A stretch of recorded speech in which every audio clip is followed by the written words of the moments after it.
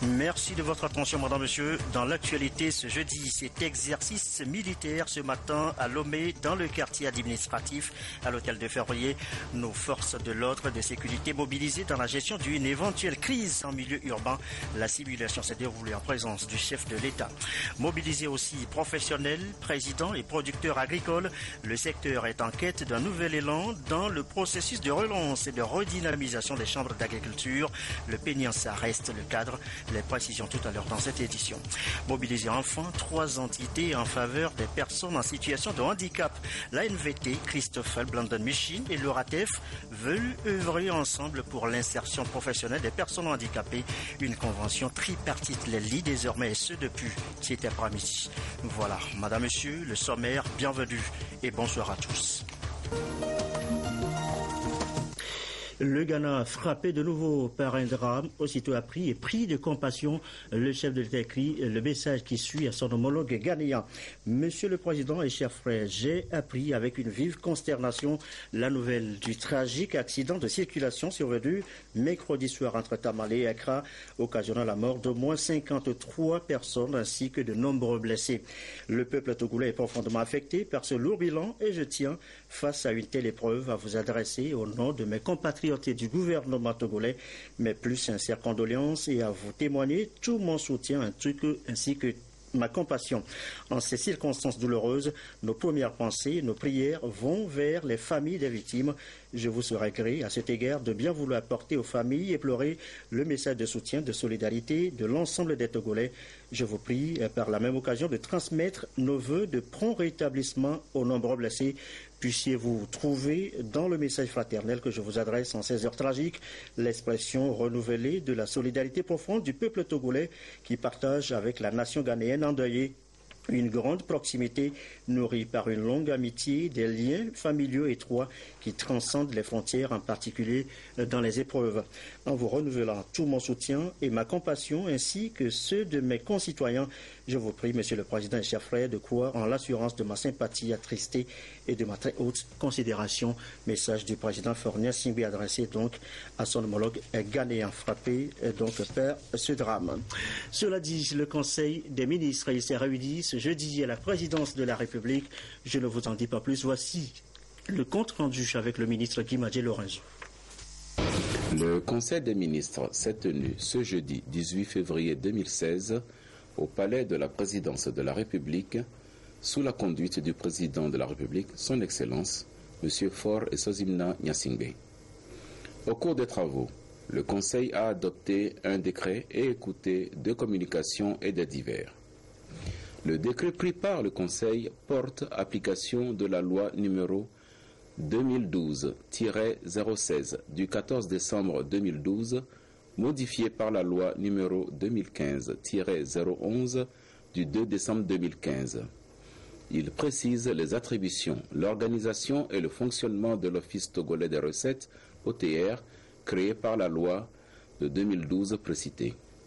Il précise également les attributions des organes de supervision de l'OTR, à savoir le conseil de surveillance et le conseil d'administration, ainsi que les organes de gestion. Le nombre de membres du conseil de surveillance est fixé à 3 pour un mandat de 2 ans renouvelable une fois. La première communication suivie par le Conseil porte sur le budget, programme et les réformes administratives à engager par l'État dans les mois à venir. Ces réformes résultent des directives de l'UEMOA qui ont été intégrées dans le corpus juridique national. Elles induisent un changement notable dans la gestion du budget de l'État qui ne sera plus voté par service administratif, mais plutôt par programme et par dotation. La nouvelle approche est rendue nécessaire par la gestion axée sur les résultats prônés par l'UEMOA. Ainsi, chaque institution et ministère pourra élaborer et faire adopter 2 à 6 programmes au maximum. Le budget programme permet donc de rapprocher les ressources sollicitées des résultats à réaliser par chaque ministère ou institution et une meilleure appréciation des dépenses publiques à budgétiser. L'adoption de cette méthodologie entraîne des changements dans le mode de gestion de l'administration publique. Par exemple, le ministre ou le président d'une institution devient l'ordonnateur principal des crédits de son budget et un nouvel acteur apparaît dans le processus, à savoir le responsable de programme. Ce dernier détermine les objectifs spécifiques, affecte les moyens et contrôle les résultats des services chargés de la mise en œuvre du programme.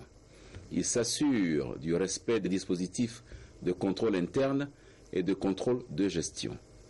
Pour assurer l'efficacité de la réforme, le Conseil a instruit le ministère chargé de l'économie et des finances de réfléchir sur la nouvelle organisation des ministères et institutions afin que ceux-ci soient formés et prêts pour la mise en œuvre de la réforme.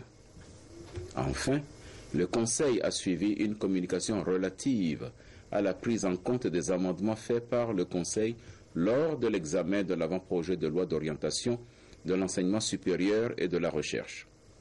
Le Conseil se félicite de cette prise en compte qui permet l'adoption de l'avant-projet de loi, visant à impulser une nouvelle dynamique dans la gestion de l'enseignement supérieur dans notre pays. Au titre divers, il a été rendu compte au Conseil des résultats du congrès électif de la Fédération togolaise de football du 13 février 2016. La FTF est désormais dotée d'un nouveau comité exécutif présidé par le lieutenant-colonel Guy Akpovi. Le Conseil a félicité tous les intervenants, notamment le ministère des Sports et le comité de normalisation, pour le travail accompli et a souhaité que notre sport roi retrouve sa place rapidement sur l'échiquier national et international. Un point à date a également été fait au Conseil concernant l'épidémie de méningite qui sévit dans notre pays. À ce jour, nous déplorons 417 cas, dont 29 décès. Il a été constaté, malheureusement, une extension de l'épidémie dans la région centrale, 38 cas, dont 2 décès, et dans la région des Savanes, 43 cas avec 3 décès. Dans les prochains jours, des opérations massives de vaccination des populations dans les zones touchées vont compléter l'ensemble des mesures entreprises. Ces actions du gouvernement sont soutenues par nos partenaires techniques et financiers, notamment l'OMS, l'UNICEF et l'ICG, que le Conseil a tenu à féliciter pour leur engagement. Enfin, la collecte des données du programme d'urgence du développement communautaire PUDC, débuté dans les régions de l'intérieur, se poursuit dans la région maritime. D'ores et déjà, on peut noter une participation massive des populations à cet exercice qui donnera lieu à une cartographie précise des besoins prioritaires des populations en vue d'apporter les solutions les plus adaptées aux préoccupations exprimées.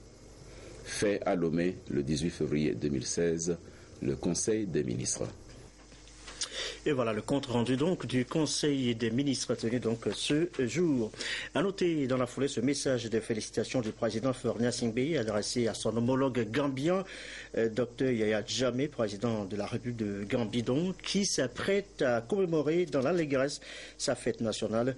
À l'occasion, le président de la République écrit ce qui suit, je cite: « Il me plaît particulièrement de saisir l'heureuse opportunité qu'offre ce jour solennel pour votre pays, pour vous souhaiter à vous-même et à votre famille mes vœux ardents de santé et de bonheur, ainsi que ceux de paix, de concorde nationale et de prospérité continue au peuple gambien. Puissent nos efforts communs contribuer au renforcement des relations d'amitié, de solidarité, de coopération qui existent si heureusement entre nos deux pays et à la promotion de l'intégration pour une Afrique unie et prospère. » Fin de citation. Quartier administratif bouclé, forces de l'ordre et de sécurité déployées, un grand dispositif. L'armée togolaise teste le degré opérationnel de ses éléments dans la gestion d'une crise urbaine. L'assimilation s'est déroulée ce matin devant le chef de l'État à l'hôtel de Février, Adolphe Paccard. Entraînement des forces armées togolaises.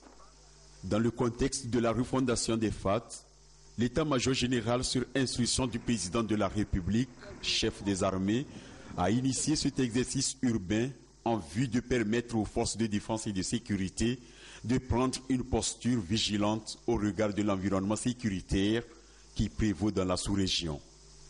Le chef de l'État, Faure Gnassingbé, qui a fait du défi sécuritaire un axe essentiel dans la construction et la préservation de la paix et de la sécurité au Togo et dans la sous-région, a suivi personnellement le déroulement des opérations.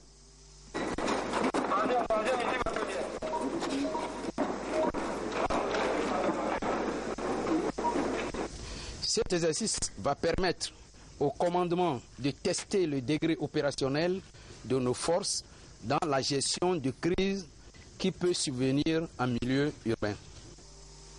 Selon le scénario élaboré, 3 terroristes lourdement armés ont tenté une entrée forcée dans la Radisson Blu au 2 février. Le chef d'état-major général des FAT est alerté et il ordonne la riposte, activant les éléments de défense. L'opération dure 30 minutes. Les 3 assaillants ont été repoussés puis neutralisés par les commandos spécialisés. La situation est donc vite maîtrisée et les blessés sont rapidement évacués à l'antenne médico-chirurgicale et de prise en charge psychologique de l'ESSAL pour les premiers soins avant leur transfert au centre hospitalier universitaire. Le commandement se félicite de la réussite parfaite de l'exercice et tient à féliciter la population de Lomé pour sa compréhension. Dénommée Bouclier étanche 2016, cette opération s'est déroulée entre les différentes entités des forces de défense et de sécurité, ce qui n'a pas empêché les populations de vaquer librement à leurs occupations. Et voilà, l'armée togolaise renforcée par ailleurs dans ses dispositifs par, vous allez le voir, c'est important, l'eau d'équipement médical, de laboratoire et de bureau est réceptionné ce matin dans du département de la défense des États-Unis. Le coût, 500 millions de francs CFA déboursés en faveur de la lutte contre le VIH-Sida. Chassim Labaka. Ce lot d'équipement médical est un don du département de la défense des États-Unis. Un don qui s'inscrit dans le contexte du programme de prévention au VIH-Sida. Évalué à plus de 500 millions de francs CFA, ce matériel est destiné à renforcer les services de santé des armées togolaises dans la prise en charge de nouvelles exigences en matière de prévention, de dépistage, de soins aux personnes vivant avec le VIH-Sida et des maladies opportunistes. En remettant le don, l'ambassadeur des États-Unis au Togo a réaffirmé la volonté de son pays à accompagner le Togo dans les prestations de soins de qualité aux forces armées togolaises. Le Togo, c'est un partenaire très très important pour les États-Unis pour assurer la sécurité en Afrique. Le Togo fait beaucoup de déploiements dans les missions de maintien de paix en Afrique et aussi dans le domaine de la sécurité maritime. Donc nous sommes très heureux d'avoir l'opportunité de soutenir les efforts des autorités pour assurer la santé du personnel des forces armées togolaises pour qu'ils puissent être prêts à déployer à tout moment parce que les États-Unis vraiment comptent sur le Togo comme un partenaire très solide dans le domaine de la sécurité. La prévalence du VIH-Sida compromet l'état de préparation des troupes et peut même empêcher le pays de déployer des contingents dans des opérations de défense et de maintien de la paix. C'est dans ce sens que le colonel Adjitoro Komlan, représentant du chef d'état-major général des forces armées togolaises, a salué ce geste, fruit du partenariat entre les États-Unis et le Togo.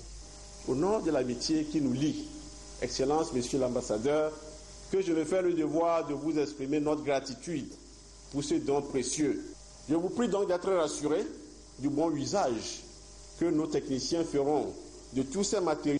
La coopération dans le domaine de la lutte contre le VIH-Sida entre les États-Unis et le Togo a contribué à la réduction drastique de la séroprévalence au sein des forces armées togolaises qui est passée de 13,7% en 2002 à 3,7% en 2014. L'objectif à l'horizon 2030 est d'atteindre un taux de 0%. Énergie, santé, éducation, entre autres, les besoins de la population s'expriment en urgence. Le PUDC, lancé par le chef de l'État, collecte les données. Les choix prioritaires à la base sont recensés. Le cas ce matin dans les cantons de Baie et d'Ama-Dahomey. Opération sous l'encadrement du ANADEB, l'Agence nationale de développement. À la base, le compte-rendu de Erdold de Kiliou. Avec le programme d'urgence de développement communautaire PUDC, l'État donne l'opportunité aux communautés elles-mêmes d'identifier les besoins prioritaires à financer dans leur localité. À Ama-Dahomey et au centre communautaire de Baie, des groupes de travail se sont organisés à cet effet autour des thématiques comme l'énergie, l'hydraulique, l'assainissement, la santé, l'éducation et l'agriculture. L'exercice s'est déroulé sous la supervision de l'Agence nationale de développement à la base, ANADEB. Aujourd'hui, c'est une démarche formidable qui met en liaison les bénéficiaires, c'est-à-dire la population et les structures gouvernementales. C'est une très bonne chose et ça permet justement aux populations de préciser les besoins prioritaires qui sont les leurs. Si vous rentrez dans nos communautés, souvent les gens croient que nous qui sommes dans la périphérie urbaine, nous n'avons pas de sérieux problèmes, alors que c'est le contraire. Donc nous saluons ce programme de développement urgent pour nos communautés. Au dernier jour de cette phase de collecte des données dans la préfecture du Golfe, le préfet Kofi Melebou, qui a visité les différentes localités, a invité les populations respectives à s'accorder sur les besoins réels à réaliser d'urgence. Entre une école, une piste rurale, un centre de santé et un forage, les populations doivent être capables de dire dans l'immédiat, voici notre besoin. Pour que d'une façon progressive, le gouvernement puisse réaliser son programme d'urgence. Les interventions de l'État dans l'exécution du PUDC devront permettre de réduire de façon significative la pauvreté. La Chambre d'agriculture en quête d'un nouvel élan professionnel, président de fêtiers, producteurs veulent susciter l'adhésion de l'ensemble des leaders producteurs agricoles. Objectif relancer, redynamiser les chambres d'agriculture dans l'exécution de Péniansa. Éric Djanipo, Medina Bacha Salami. Les chambres régionales d'agriculture du Togo ont été créées et mises en place en 1998. Elles avaient pour rôle de représenter les intérêts professionnels agricoles auprès des pouvoirs publics et autres partenaires, participer à l'organisation et à la structuration de la profession agricole et aussi à la formation des producteurs. Malgré ces cahiers de charges bien définis, ces chambres sont restées en deçà des attentes. Mais fort heureusement, des programmes et projets de relance du secteur agricole veulent les rendre mieux fonctionnels et plus efficaces. Raison pour laquelle une nouvelle loi qui tient compte de la nouvelle donne est adoptée en 2011.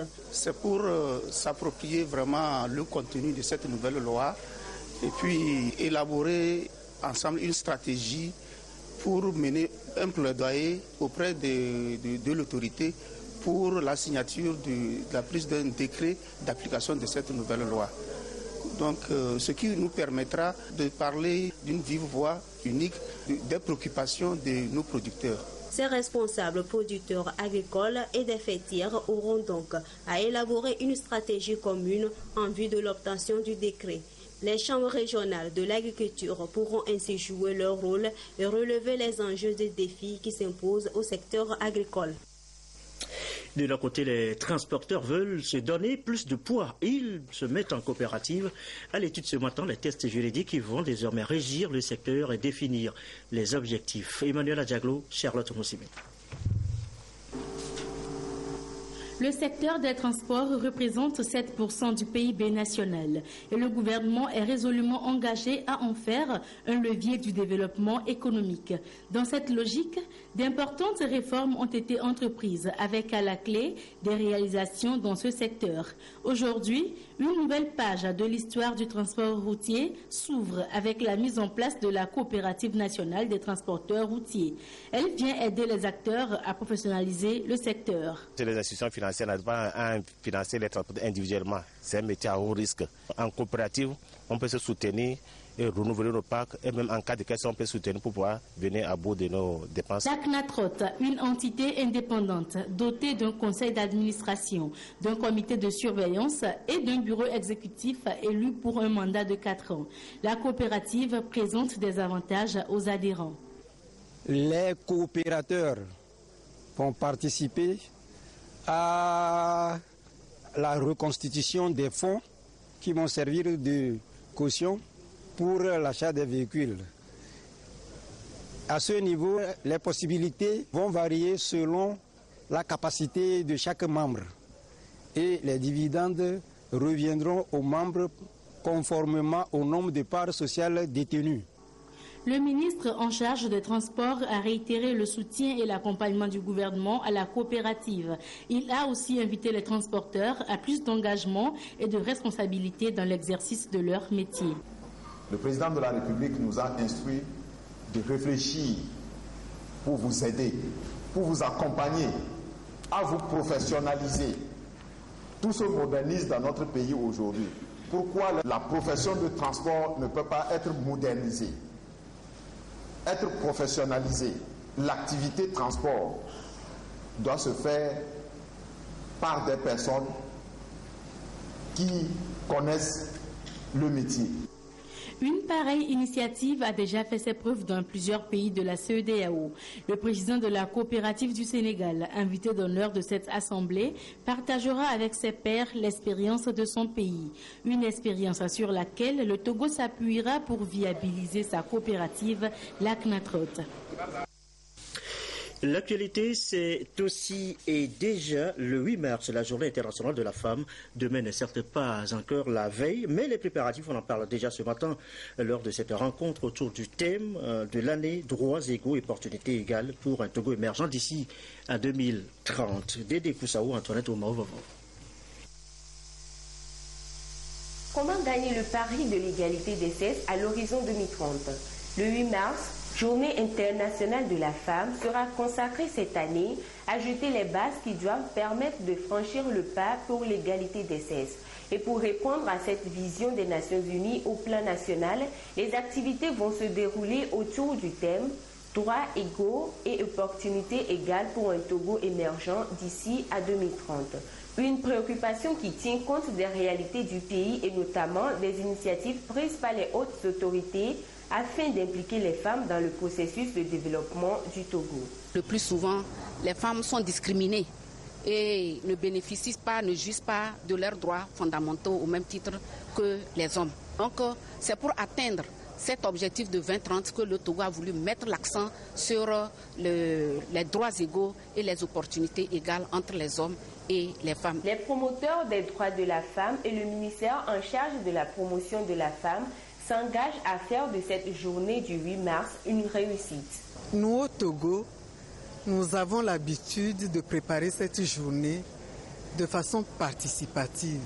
C'est toutes les parties prenantes qui se retrouvent pour réfléchir sur les activités à mener au cours de cette journée. Au niveau du ministère, nous avons fait des propositions d'activités, mais avec l'ensemble des partenaires, nous allons les examiner et puis recueillir des propositions afin d'améliorer ce que nous avons prévu dans le cadre de cette journée. Pour l'édition 2016, les Nations Unies ont choisi comme thème Planète 50-50 d'ici 2030. Franchissons le pas pour l'égalité des sexes. Appelant ainsi chaque État à adopter des politiques et stratégies pour la promotion de l'égalité entre hommes et femmes. Au Togo, le lancement officiel de la Journée internationale de la femme se fera le 3 mars à Notien et l'apothéose le 8 mars au stade Omnisport de Lomé. Et voilà donc pour la cause des femmes qui s'unissent. Pour la cause des personnes handicapées, unissez-vous aussi.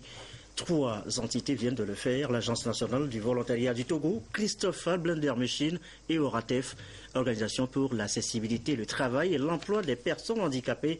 Une convention matérialise désormais ce partenariat. Les précisions de Robert Potopoué avec Rachel Aoukou. Face aux difficultés des personnes handicapées en matière d'accès au travail, 3 partenaires mutualisent leurs énergies pour renverser la tendance. L'Agence nationale du volontariat, Christophe Blendin Mission, CBM Togo et l'UNATEF, à travers cette convention tripartite, s'engagent à accompagner les personnes handicapées volontaires nationaux dans leur insertion socio-professionnelle. C'est aussi une occasion pour l'ANVT de sensibiliser les structures d'accueil à créer des espaces favorables à l'insertion des personnes handicapées. Voilà un peu le travail que l'ANVT fera avec ses partenaires pour que les personnes handicapées aussi participent au programme de volontariat comme les autres citoyens togolais. L'ONATEF Togo n'est qu'un instrument, un outil au service de l'inclusion des personnes handicapées dans la cité. Et donc, oui, nous allons poursuivre en nous mobilisant, aussi partout où la société vit pour donner les moyens à chacun de comprendre, d'accepter et de vivre avec les personnes handicapées.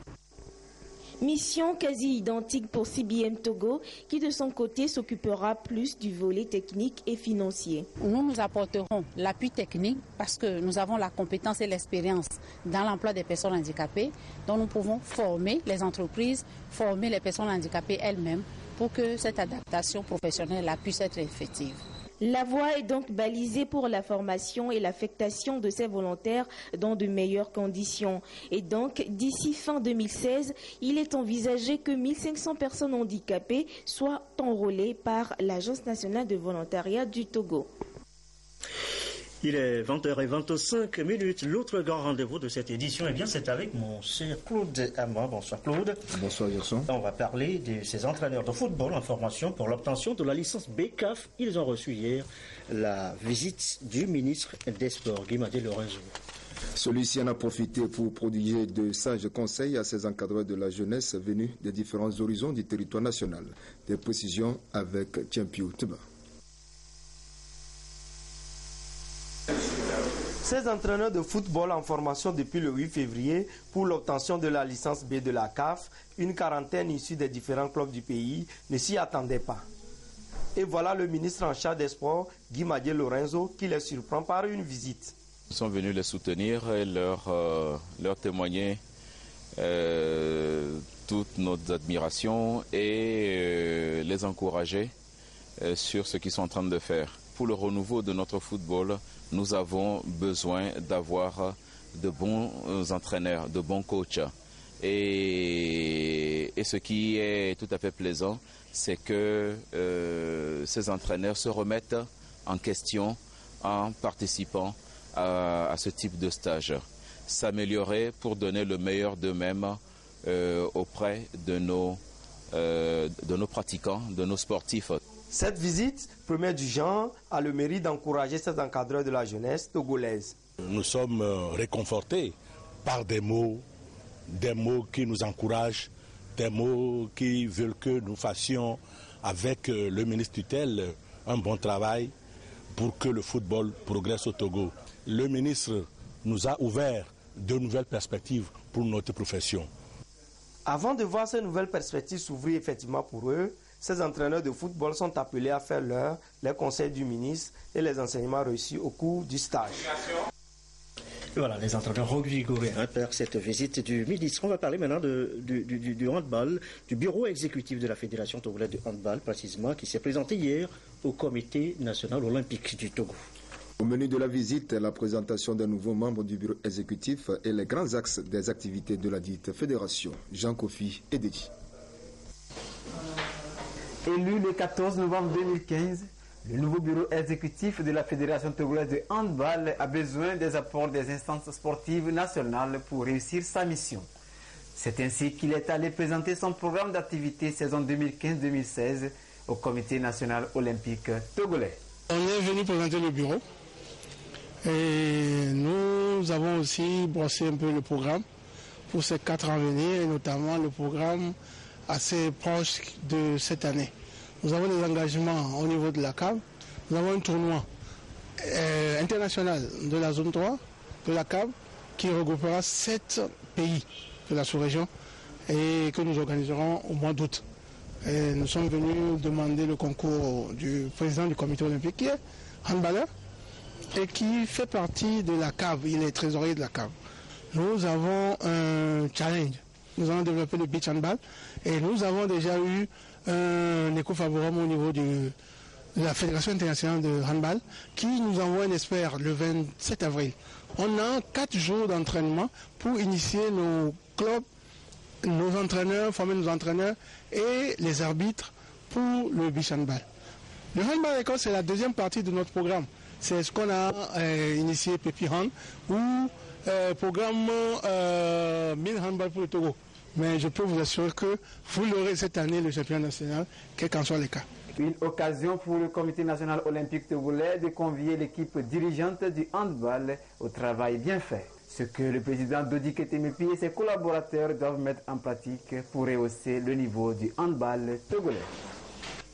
Et ce sera tout, Claude. Oui, c'est tout, mon très cher Gerson, c'est tout pour la page des sports d'aujourd'hui. Rendez-vous samedi à travers Sport Détente. Merci beaucoup, Claude. Allez, on va refermer cette édition sur le jeune Michel. Il est artisan de métier, spécialité décoration. Il est doué pour transformer vos heures à la maison en ornement, les pots, vos chambres et que sais-je encore. Michel, l'homme, son talent, portrait signé Augustin Kossi, Aimé Abalo.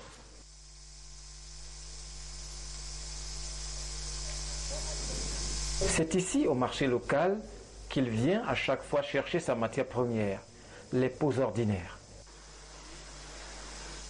Et une fois de retour dans son atelier, Michel y met sa touche personnelle. L'artiste transpose les inspirations de ses tableaux sur ses jarres pour en faire de véritables objets de décoration en mettant un accent particulier sur l'agencement harmonieux des couleurs. Vous allez remarquer qu'au niveau de mes jarres, ce sont des couleurs qui sont gaies. Donc moi j'aime la joie, la réussite, la couleur des bâtisseurs. Donc c'est ça. Donc j'aime ce qui brille, ce qui est frappant. Oui, donc ce qui rend la joie. Le plasticien vit depuis plusieurs années de son art. Son expérience, il la partage avec d'autres jeunes qui croient en ce qu'il fait. Une griffe assez singulière qui incarne une certaine originalité de la culture togolaise. Et la décoration que j'ai faite ici, c'est le pagne. Et le pagne des tisserands, habituellement appelé l'okpo. Donc c'est africain, quoi. C'est togolais et puis c'est artisanal. Donc c'est ça que j'ai utilisé maintenant pour décorer la jarre, à ce que quand tu vois ça, tu sens en même temps que tu es en Afrique, quoi. Donc c'est ce qui me permet, c'est ce qui permet aux clients d'arriver à acheter, c'est ce qui me permet aussi, à partir de l'affluence du marché, à pouvoir vivre. Florence fait partie des fans de l'artiste. Elle a eu recours à ses œuvres à maintes reprises. Ça, c'est un pot que j'avais acheté à Tchévier, tout nu. Alors j'ai cherché et je suis tombée sur M. Modenou. Il y a 5 ans de ça. Et je lui ai dit à peu près ce que je veux et il m'a fait plus que j'en voulais. Tout le pied, tout posé et il ne m'a pas pris grand-chose.